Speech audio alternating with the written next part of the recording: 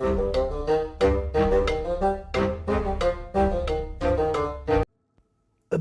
Remastered is out, and my god, has it landed with a bang. This game has absolutely delivered, and delivered in spades. I've already had a few people ask me about character customization and if it matters in the game. Well, I can tell you it absolutely does matter and have rather large impact on your game. So I'm going to give you just a few tips and ideas for your build. Now, we're not going to go into huge in-depth build guides. They're going to come a little bit later, but I figured it would be important just to get this video out before I managed to get a review out, because of course, you know, like most other people, I didn't get hands-on experience before release, so we're kind of, you know, trying to play a little bit of catch up.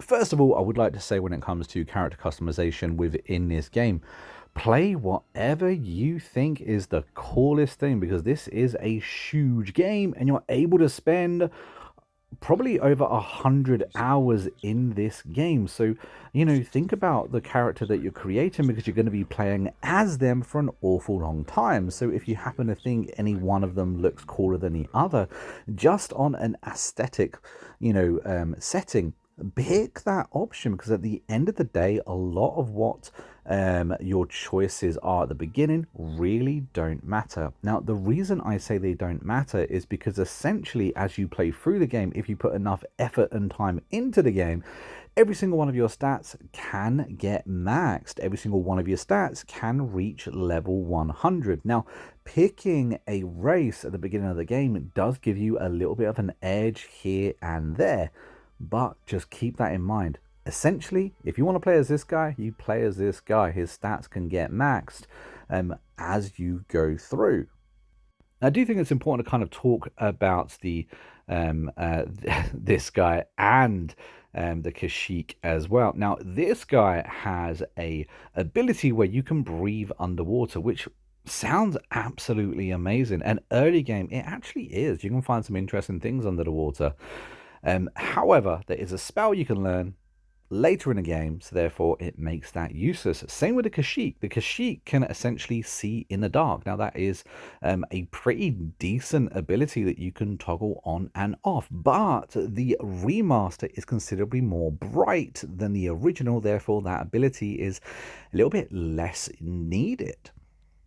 Just like the Orc, if you go ahead and pick the Orc, it's a great race to pick for instance, a warrior class. The Berserker ability that you get with that is pretty decent. And the Breton is, again, a great class to pick if you want to go down the sorcerer route. But honestly, any of these can work very, very well.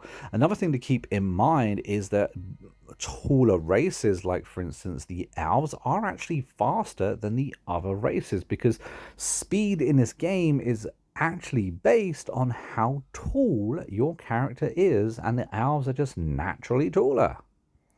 Now, we can absolutely do a little bit more of an in-depth guide, but the Britons, in my opinion, are probably the best early race to pick, simply because they have a 50% resistance to magic, which is absolutely brilliant. And they also start with 50 extra magic here as well, which of course is your magic currency.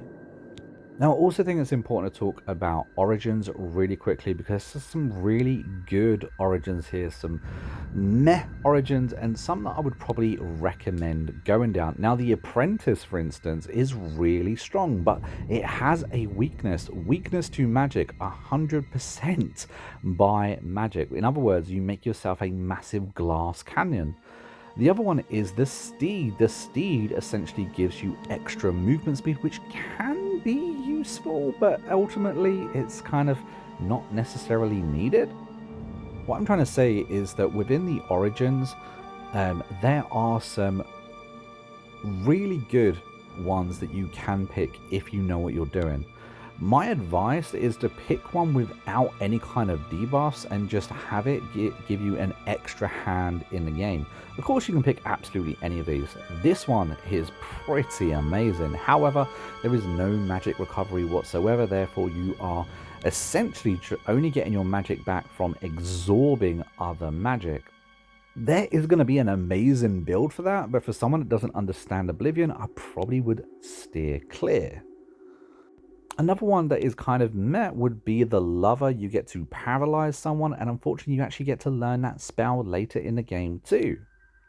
One of my favorites though is the Lord, because not only do you get shield increase your armor rating by 15, you also get extra magic resistance, so you're kind of bumping that up to 65 straight out the bat. I also think Serpent sounds kind of cool, being able to give that extra poison damage early on. Ultimately, there are some pretty decent ones for experienced players. There's some definitely useful ones for brand new players as well. And there's some origins here that you just don't really need.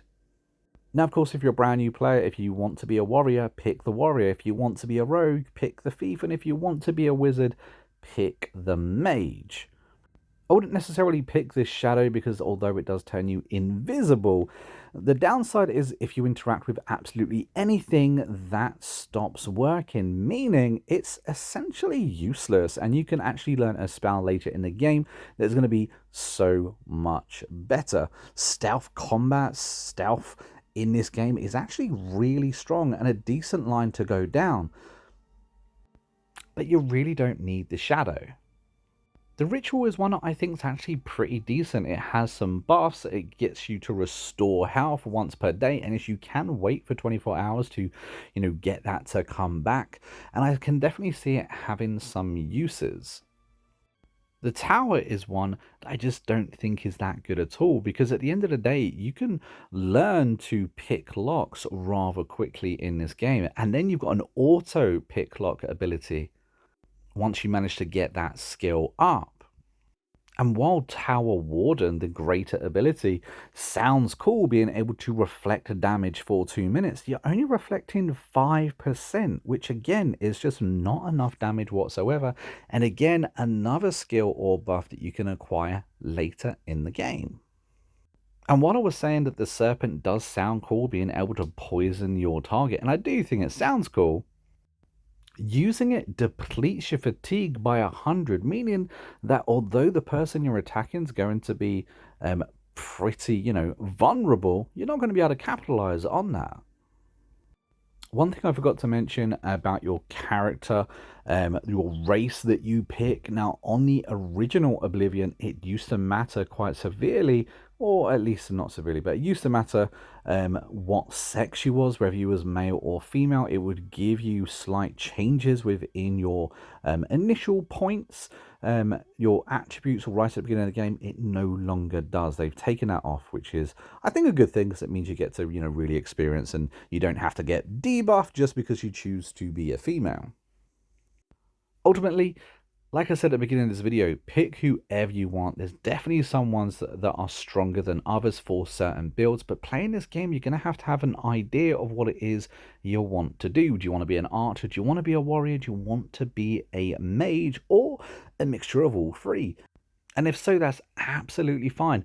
There's some really good builds you can do to fit all that in on one character. This game is incredibly forgiving when it comes to character customization, simply because every single stat can and will be maxed by the time you finish that game if you put the effort in.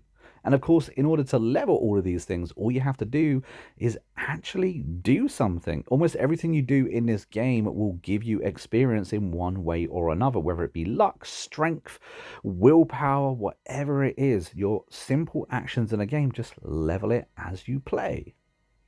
I probably will do a full breakdown of, the best things you can do early game just to level every attribute up, but that's going to come a little bit later. Anyway, if you enjoyed this video, hit that like button, subscribe to the channel, and I will see you in the next video real soon. Until then, take it easy and happy gaming.